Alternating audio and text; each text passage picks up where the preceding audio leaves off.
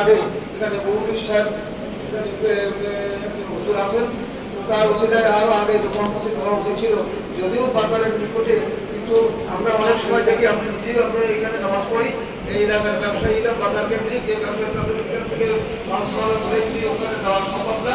আমাদের এখানে কোনো হিংসাত্মকভাবে মসজিদটা হচ্ছে না, রূপনগর দরকার হিসাবে অনেক দিক থেকে পরিচিত।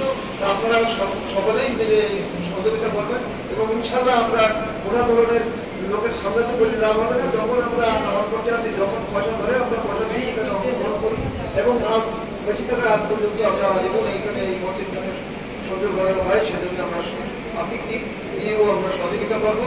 আপনাদের সকলের সুস্বাস্থ্য এবং দীর্ঘায়ু কামনা করে আমি আমার বক্তব্য এখানে শেষ করছি। আমার আসসালামু আলাইকুম। পকেটে টাকা না থাকলে গানে গানে টাকা বন্ধুর কাছে টাকা হাওলাত নেয়, 50 টাকা ইউজ করলে ফ্লেক্সি লুট দিনে আর 50 টাকা বসাতে কি বলে দেরি হয় না। অথচ আল্লাহ পাক রব্বুল আলামিন তার হাবিবের মাধ্যম দিয়ে আখিরাতের জন্য যে টপ টাইম দিয়েছেন, সামনের কাতারে বসতে এত সওয়াব, এত সওয়াব, আগে আগে আসলে এত সওয়াব, এত নেকি। আমরা এত সওয়াব, এত নেকি চোখে যা দেখা যায় না, ওতে আমরা বিশ্বাসী না। এই জন্য আমরা দেখি কাজ করতে রাজি না। তোমাদের আর ভুল করে ফেললাম, দুই একজন কয় ঠিক ঠিক। বন্ধু আমার, এই জন্য আয়াতের শেষ হলো আল্লাহ পাক রব্বুল আলামিন এবার বললেন, এতক্ষণ ধরে ধরে এলান শুরু করলাম। আল্লাহ বলছেন, যারা ইমানদার ঈমান এনেছে আর যারা তোমার আযান শুনেছে, তাৎক্ষণিক তারা সমস্ত দুনিয়ার কাজকর্ম ঝামেলাগুলো হেফাজত করে ওগুলোকে বাদ দিয়ে আল্লাহর স্মরণে যারা মসজিদে দৌড়ে দৌড়ে আসলো, পরিপরিতে আসলো, আল্লাহ তাআলা বলছেন এই কাজগুলো যারা করলো, যালিকুম খায়রুল লাকুম, এই উত্তম কাজগুলো যারা করে ফেললো, যালিকুম খায়রুল লাকুম ইন কুনতুম তা'লামুন, যারা জেনেছে বুঝেছে তারা এই কাজগুলো স্বয়ং সম্পন্ন করে ফেলেছে। এদের স্থান আমার আল্লাহর জান্নাতে। সুবহানাল্লাহ।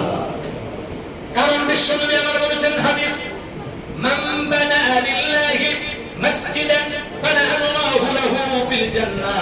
এই দুনিয়ার জগতে আল্লাহ পাক রব্বুল আলামিন হাবিবের মাধ্যম দিয়ে জানায় দিয়েছেন, আল্লাহর ঘর যে ব্যক্তি নির্মাণ করবে, ওই ব্যক্তির জন্য আল্লাহ তাআলা জান্নাতে একটি ঘর নির্মাণ করে দিবে।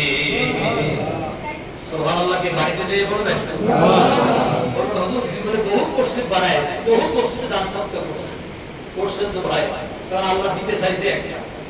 কি বলেন বন্ধু আমার, মান জাআ বিল হাসানাতি ফালাহু আশরুহু আমসালিহা।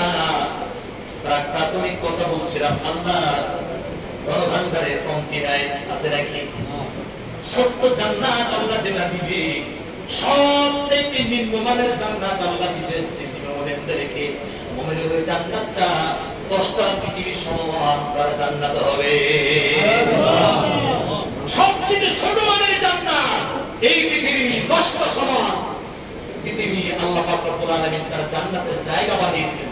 আচ্ছা বলুন তো এবার, এই পৃথিবীটা ডানে বামে সামনে পেছনে উপরে নিচে আমরা কিছু অনুমান করতে পারি? কত অনুমান করা যায়? বন্ধুরা আমার, এরকম যদি 10টা পৃথিবী সমান আল্লাহ ছোট জান্নাত যাকে দিবে, তাহলে বড় জান্নাত যে পাবে সে কি নাজ নিয়ামত পাবে?